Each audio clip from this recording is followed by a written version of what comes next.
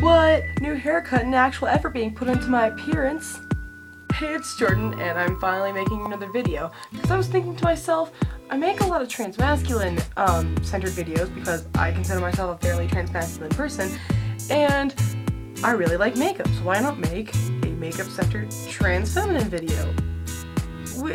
Okay, it's centered more towards trans feminine people in like DMAB trans feminine people in the closet, or people who are interested in makeup and are just plain broke, and people who want to wear makeup but want to keep it very like subtle and unnoticeable.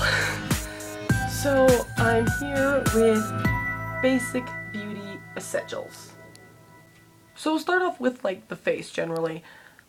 If you wear like a lot of foundation and then powder and stuff, it kind of gets a little obvious that like your skin has been airbrushed in real life.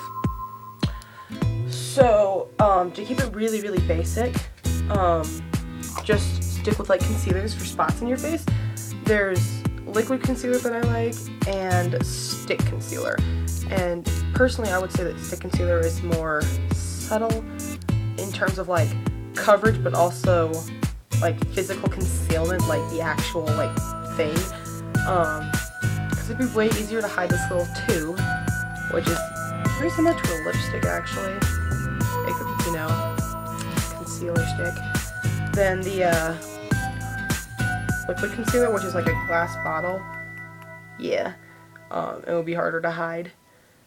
So the next thing can be applied to both eyes and face, and that's a basic nude eyeshadow palette, especially with like a dark brown, because before I actually got new contour, I used this brown to contour all the time, but it's also like a really nice eyeshadow color, and getting a whole palette is nice.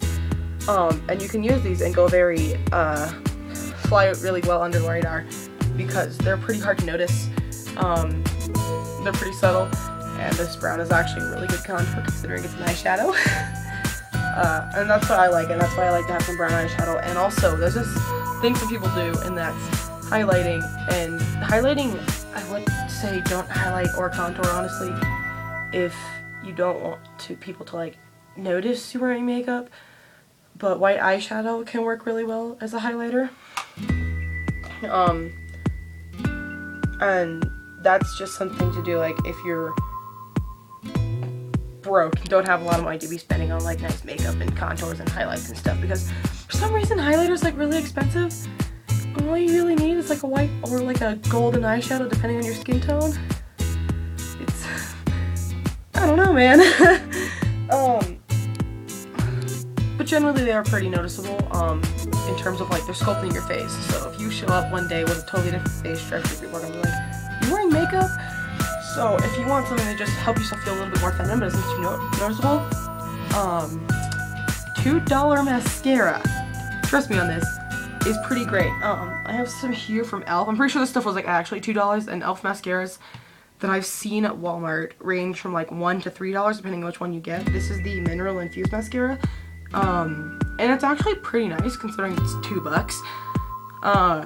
It doesn't make your lashes super huge like most mascaras do. It's really subtle and it's really nice. The only problem with it is that sometimes it tends to like flake, so don't put too much of it on because then you'll get like black spots in your eyes, and that's gonna look weird because people are gonna be like, where are those black spots coming from? And you're gonna have to be like, not wearing mascara or anything. Yeah. Unless you want to be like, yeah, I'm wearing mascara, it just sucks. I don't know. Another makeup subtlety is nude lipsticks. I'm a pale person, so I have like very peachy lipsticks. This one actually I don't like too much, but I have to get different nude lipstick. This is the one I have on hand, and it's a very peachy tone. And then I also have a gloss, which is very peachy. And these are nice because they look very subtle, and you can't really notice them a ton. In fact, like, this stuff could practically use it as a concealer. When I put it on, I look like I don't have lips, and it's kind of weird, which is why I don't wear it too often. But this gloss is really nice. But the thing about gloss, like, it's easier to wear, like, to wear nude lipstick and get away with it, as if you're not wearing makeup, than it is to get away with gloss, because gloss is shiny. That's why it's called gloss. But sometimes chapstick can make your lips shiny too, which is why, one, a lip balm is good to have it a beauty essential, because even if you can't get your hands on like glosses and stuff, having like a lipstick, not a lipstick, a chapstick that makes your lips kind of shiny, and even like a fruity smelling one can help you feel a little bit more feminine. At least it helps me sometimes. I've been obsessed with EOS chapsticks, and they feel like a feminine thing to me. I don't know why they feel so feminine to me. I think just wearing them makes me feel a little bit more feminine. It might be because I'm currently using one that smells like strawberry Laffy Taffy, but I love it because I love strawberry Laffy Taffy. Just the strawberry flavored things. That's irrelevant. Anyway, so if you're not afraid of having glossy lips, but you don't want it really pigmented or colored, clear lip gloss is also a great option, and that can also be put over like lipsticks to make them shiny too, because most lipsticks these days are matte. That's basically all the makeup I had, because it was very simple and quick, because a lot of makeup is meant to be very prominent these days. So those are the subtleties I could find, and now I'm just going to move on to like other beauty stuff.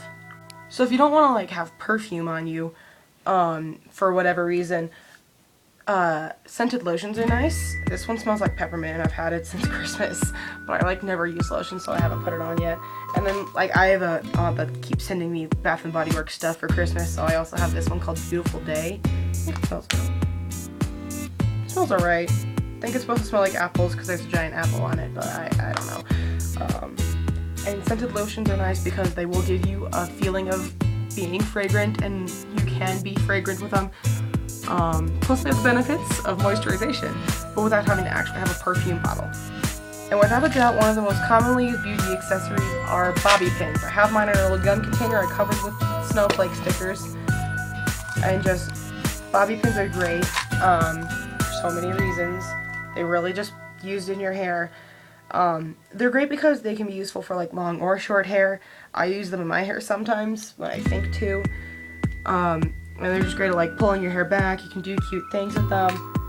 And so like if you're like a trans feminine person with shorter hair, or you're just starting to grow your hair out and you want to do something that makes you feel a little more femme, putting a bobby pin in your hair somehow just has this really cutesy effect to it. I don't even know how to describe it, but I always feel so cute when I'm wearing bobby pins. That's really all I had to say in this video. I hope it was helpful to anyone wanting to get into makeup, or wear makeup that's cheap, or doesn't want their makeup to show up super well. I think I covered all this in the beginning anyways.